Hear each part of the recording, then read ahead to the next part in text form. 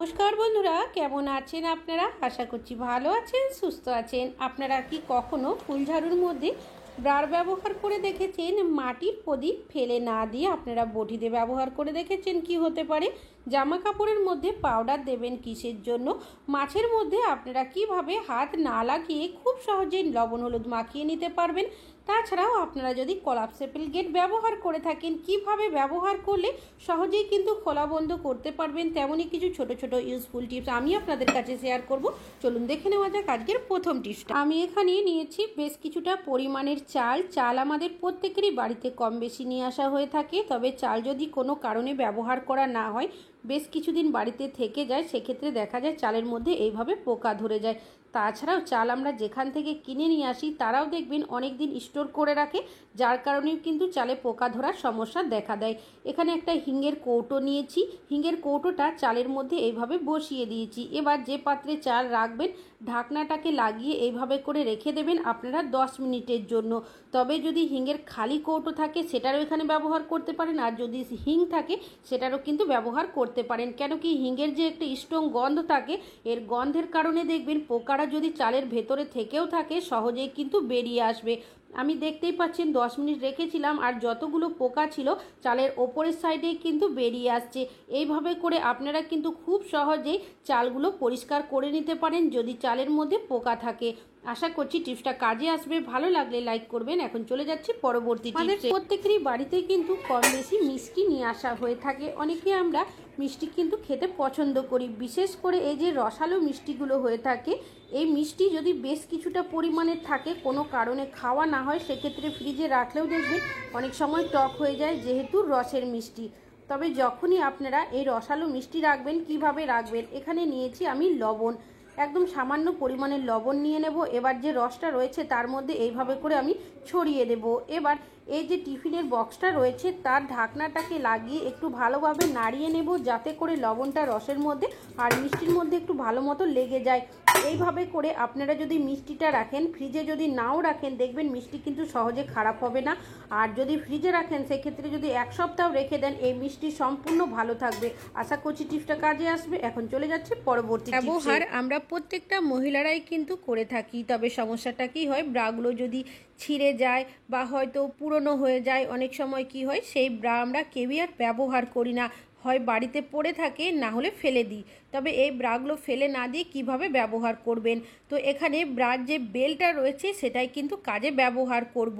তো এখানে একটা কাঁচি নিয়েছি, কাঁচির সাহায্যে আমি ব্রার একটা সাইড কেটে নিচ্ছি। কেন কি ব্রার অন্য সাইডটা আগেই আমার কেটে গেছিলো। তো কিভাবে এই বেলটা আপনারা কাজে ব্যবহার করবেন চলুন দেখে নেওয়া যাক। আমি এখানে নিয়েছি ফুলঝাড়ু। ফুলঝাড়ুর ব্যবহার আমরা প্রত্যেকেই ঘর ঝাড়ু দেওয়ার জন্য করে থাকি, যাতে করে ঘরটা পরিষ্কার পরিচ্ছন্ন হয়। তবে রেগুলার ফুলঝাড়ুর ব্যবহার করার কারণে দেখবেন ফুলঝাড়ুর যে কাঠিগুলো থাকে এইভাবে করে বেরোতে শুরু করে, যার কারণে এই ঝাড়ুটা বেশি দিন ব্যবহার করতে পারি না, আবারও আমাদের নতুন ফুলঝাড়ু কিনে নিয়ে আসতে হয়। তবে আপনারা যখনই ফুলঝাড়ু কিনে নিয়ে আসবেন একটা কাজ কিন্তু করে নিতে পারেন, তাহলে এই ফুলঝাড়ু সহজে আপনাদের ভেঙে যাবে না। তো এখানে আমি ব্রার যে বেলটা কেটে নিয়েছিলাম সেটা নিয়ে এইভাবে করে 2 থেকে 3 বার পেঁচিয়ে নেব। চাইলে যে ক্লিপটা রয়েছে সেটাতেও আটকাতে পারেন, না হলে এইভাবে করে আপনারা কিন্তু গিট দিয়ে দেবেন। এইভাবে করে ব্রার বেলটা দিয়ে আটকে দেওয়ার কারণে এই ফুলঝাড়ুটা অনেকটাই মজবুত হয়ে যাবে। কেন কি এখান থেকে কোনোভাবেই কিন্তু এই ফুলঝাড়ুর কাঠিগুলো খুলবে না, আর এইভাবে আপনারা এই ফুলঝাড়ুগুলো অনেক দিন পর্যন্ত ব্যবহার করতে পারবেন। ভালো লাগলে লাইক করবেন। এখন চলে যাচ্ছি পরবর্তী টিপসে।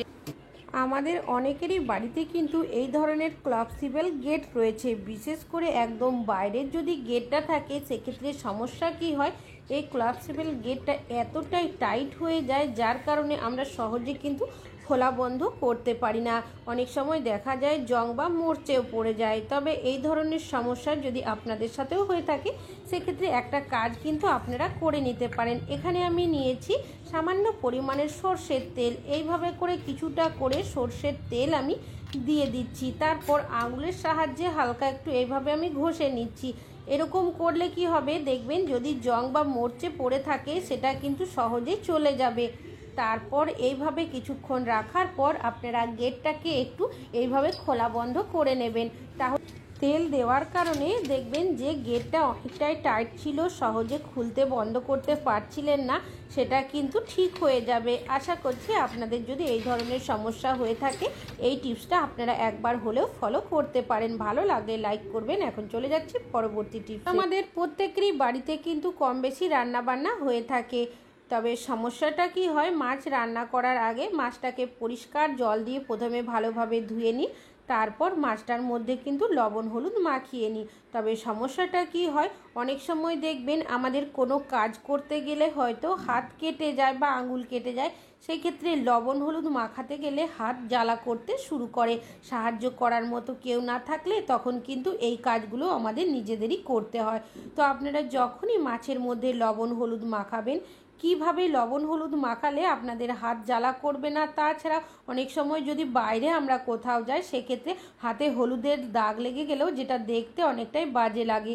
এখানে একটা হাতা নিয়েছি, হাতার সাহায্যে এইভাবে করে আপনারা যদি একটু নাড়াচাড়া করতে থাকেন তাহলে দেখবেন খুব সহজেই কিন্তু মাছের মধ্যে আপনারা লবণ হলুদটা মাখিয়ে নিতে পারবেন।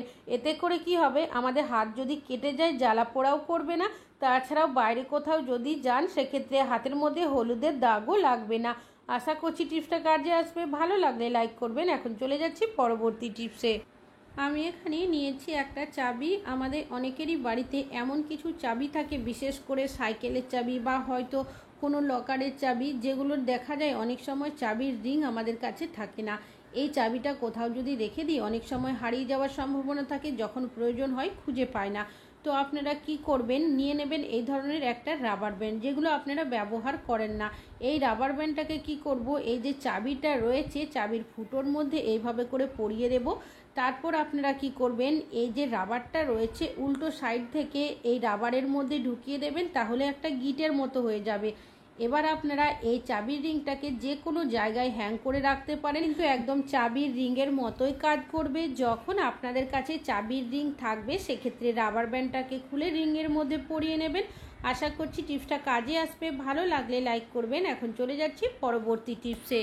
পরবর্তী টিপসটা হলো রসুন নিয়ে। রসুন আমরা প্রত্যেকেই রান্নাবান্না করার জন্য কম বেশি ব্যবহার করে থাকি, তবে সমস্যাটা কি হয়, যখন বাড়িতে আত্মীয় স্বজন আসার থাকে বা এমন কিছু রান্নাবান্না করে থাকি অনেকটাই পরিমাণে রসুনের খোসা ছাড়াতে হয়। তবে রসুনের কোয়াগুলো যদি ছোট হয়ে থাকে সেক্ষেত্রে আরোই সমস্যা হয়।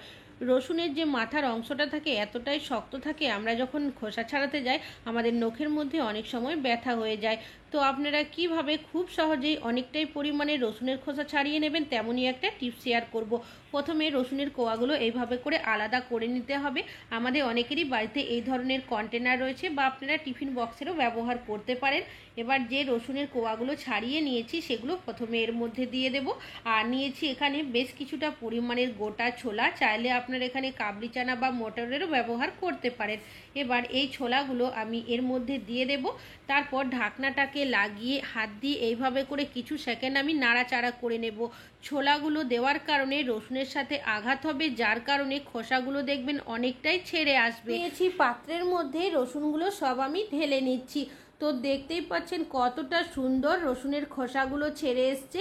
এখান থেকে রসুনগুলো তুলে একটা পাত্রের মধ্যে নিয়ে নিচ্ছি। তবে এক দুটো রসুনের মধ্যে যদি হালকা খোসা লেগে থাকে সেটা হাত দিয়ে এইভাবে ছাড়িয়ে নিলেই দেখবেন সহজেই কিন্তু ছেড়ে যাবে।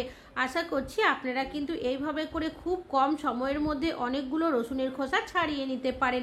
ভালো লাগলে লাইক করবেন। এখন চলে যাচ্ছি পরবর্তী টিপসে। ব্যবহার আমরা কিন্তু প্রত্যেকেই করে থাকি সবজিপাতি কাটার জন্য, তবে রেগুলার বটির ব্যবহার করার কারণে দেখবেন সবজির রসকস লেগে যায়, যার কারণে দেখা যায় বটির মধ্যে নোংরা ময়লা জমে যায়। এমনকি রেগুলার বটির ব্যবহার করার কারণে অনেক সময় দেখা যায় জং বা মরচেও পড়ে যায়, যার কারণে বটির ধারটাও অনেকটাই কমে যায়। তখন আমরা কি করি, বাজারে কিন্তু নিয়ে যাই, বটিটা ধার করিয়ে নিয়ে আসি। তবে কোনো রকমের টাকা পয়সা খরচ ছাড়াই আপনারা বাড়িতেই খুব সহজেই ছুরি বটি যে কোনো জিনিসের ধার করে নিতে পারেন। এখানে নিয়েছি একটা পুরনো মাটির প্রদীপ। মাটির প্রদীপের যে পিছনের সাইডটা রয়েছে বটির মধ্যে এইভাবে করে দিয়ে আপনারা ঘষে নেবেন। এইভাবে ঘষলেই দেখবেন বটির মধ্যে যে নোংরা ময়লাগুলো থাকে সেটা উঠতে শুরু করবে, আর বটির মধ্যে যে জং বা মরচেটা থাকে সেটাও কিন্তু উঠে যাবে। কেন কি মাটির পোড়া জিনিস যে কোনো জিনিস ধার করতে খুব ভালো সাহায্য করে। এইভাবে করে একটা সাইড ঘষে নিয়েছি, দেখতেই পাচ্ছেন যে নোংরাটা ছিল সেটা কিন্তু বেরিয়ে গেছে। ঠিক একইভাবে বটির উল্টো সাইডটাও কিন্তু আমি ঘষে নেব।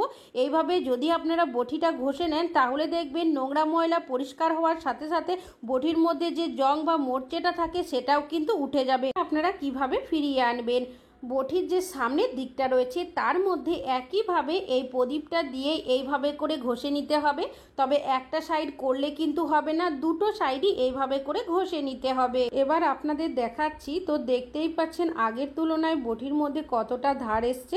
একটা কাপড় জল দিয়ে ভিজিয়ে নিয়েছি, সেটা দিয়ে ভালোভাবে বটিটাকে আমি মুছে নিচ্ছি। চাইলে বটিটা কিন্তু জল দিয়ে ধুয়েও নিতে পারেন।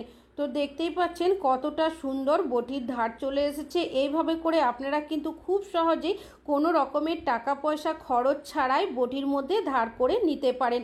আশা করছি আপনাদের এই টিপসটিও কাজে আসবে। ভালো লাগলে লাইক করবেন। এখন চলে যাচ্ছি পরবর্তী টিপসটা হলো আমাদের জামা কাপড় নিয়ে। এখন যেহেতু মাঝে মধ্যে বৃষ্টি হচ্ছে, দেখবেন আমাদের জামা কাপড় কিন্তু ভালোভাবে শোকায় না, বিশেষ করে মোটা ধরনের জামা কাপড়গুলো, কেন কি রৌদ্র ঠিকভাবে ওঠে না। তবে এই জামা কাপড় আমরা পাখাতে দিয়ে বা হাওয়াতে দিয়ে শুকিয়ে নিলেও জামা কাপড় থেকে একটা বাজে গন্ধ কিন্তু ছাড়তেই থাকে, তখন সেই জামা কাপড় আমাদের পরতে একদমই ইচ্ছে করে না।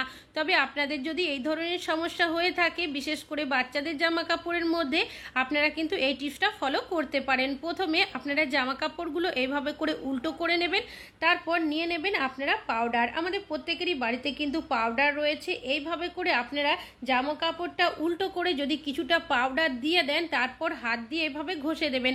এতে কি হবে, জামা কাপড় থেকে যে একটা বাজে গন্ধ বেরোয় সেই গন্ধটা কিন্তু আর বেরোবে না, কেন কি পাউডারের মধ্যে একটা সুন্দর গন্ধ থাকে। একইভাবে বাকি জামা কাপড়ের মধ্যেও কিছুটা করে পাউডার আমি এইভাবে ছড়িয়ে দিচ্ছি, তারপর হাত দিয়ে ঘষে পাট করে রেখে দেব। আশা করছি আপনারা কিন্তু এই টিপসটা যদি ফলো করেন তাহলে দেখবেন জামা কাপড় থেকে কোনো বাজে গন্ধ কিন্তু আর বেরোবে না। আপনাদের এই টিপসগুলো অনেক বেশি কাজে আসবে। ভালো লাগলে লাইক করবেন। আজকে এখানেই শেষ করছি, আবার চলে আসবো আরও নতুন নতুন টিপসের ভিডিও নিয়ে। ততক্ষণের জন্য ভালো থাকবেন, সুস্থ থাকবেন।